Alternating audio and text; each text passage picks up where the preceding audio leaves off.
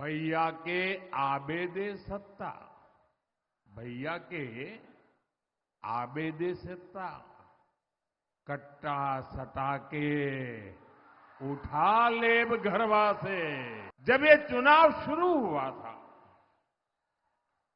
तो आरजेडी और कांग्रेस के लोग फूल फूल के गुब्बारा हुए जा रहे थे।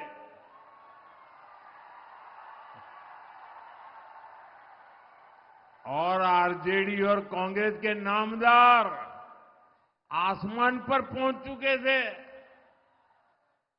लेकिन चुनाव प्रचार के दौरान आरजेडी कांग्रेस के गुब्बारे की हवा निकलनी शुरू हो गई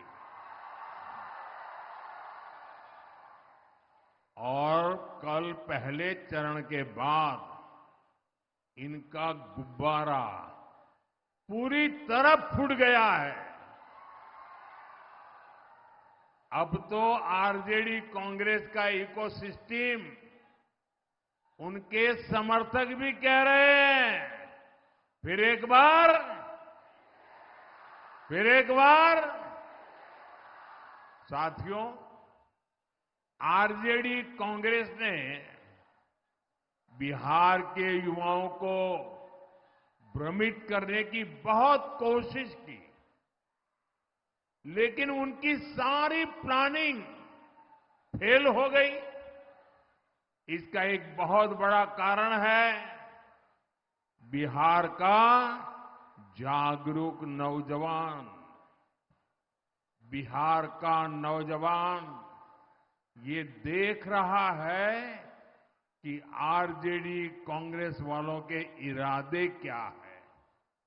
साथियों, जंगल राज के युवराज से जब भी पूछा जाता है कि जो बड़े बड़े झूठ उन्होंने बोले हैं वो पूरे कैसे करेंगे, तो वो कहते हैं उनके पास प्लान है।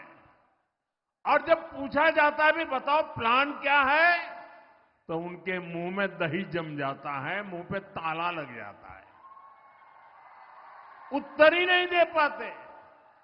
साथियों, आरजेडी वालों का जो प्लान है उससे मैं आज आप सबको और बिहार को भी और देश को भी सतर्क कर रहा हूं।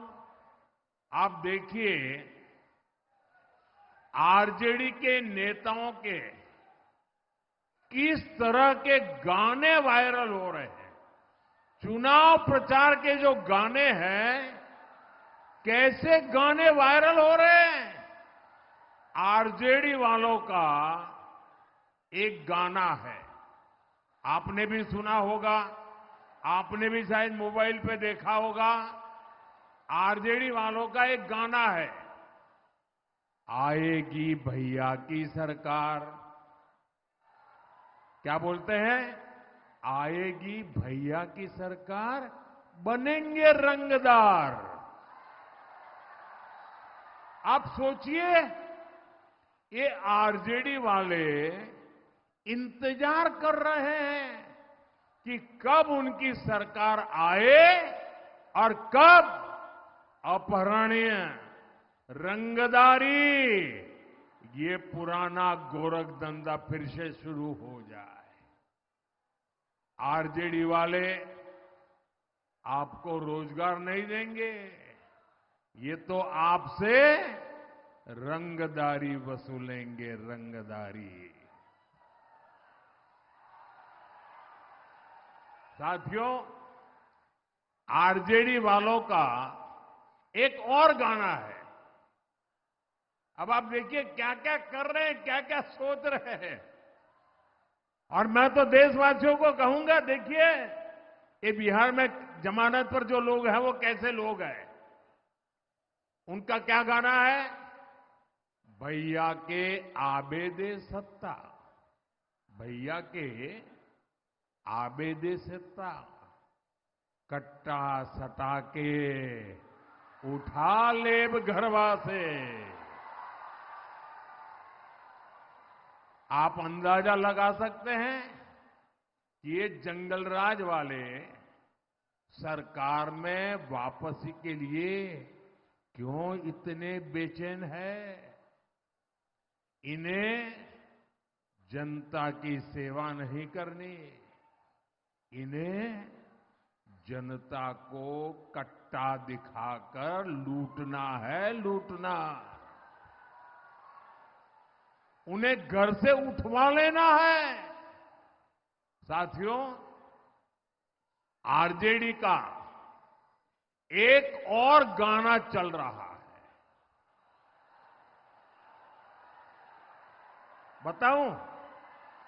बताऊं कैसा गाना चल रहा है? उनका एक और गाना चल रहा है, मारब सिक्सर के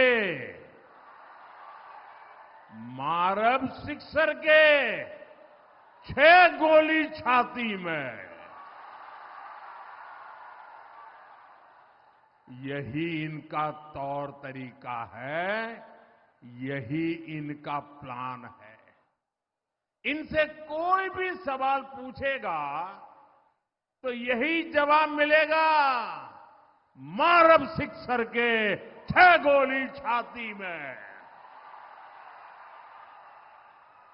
साथियों, यही जंगल राज की आहट है। ये बहनों बेटियों को, गरीब, दलित, महादलित, पिछड़े, अति पिछड़े समाज के लोगों को ये डराने का प्रयास है, भय पैदा करने का खेल है इनका। साथियों,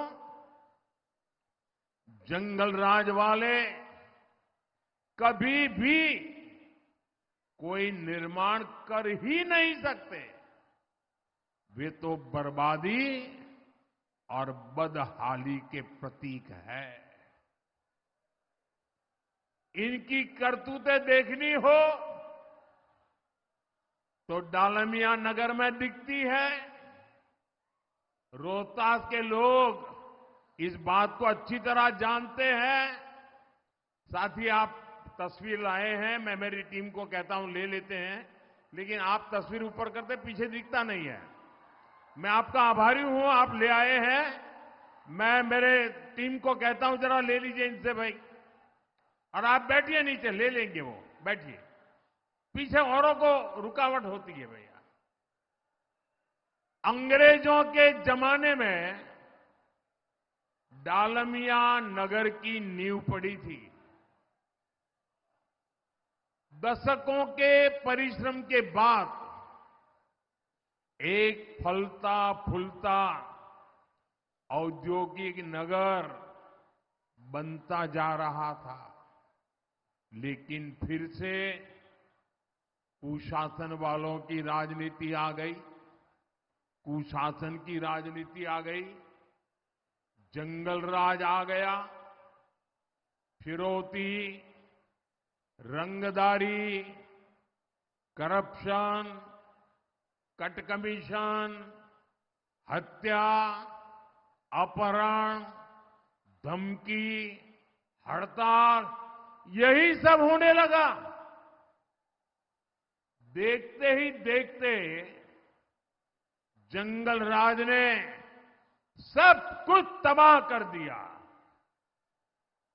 साथियों, जंगल राज ने बिहार में विकास की हर संभावना की भ्रूण हत्या करने का काम किया था।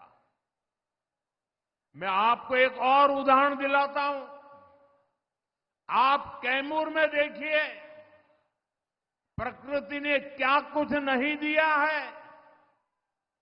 ये आकर्षक पर्यटन स्थलों में एक महत्वपूर्ण स्थान हो सकता था, लेकिन जंगल राज ने ये कभी होने नहीं दिया।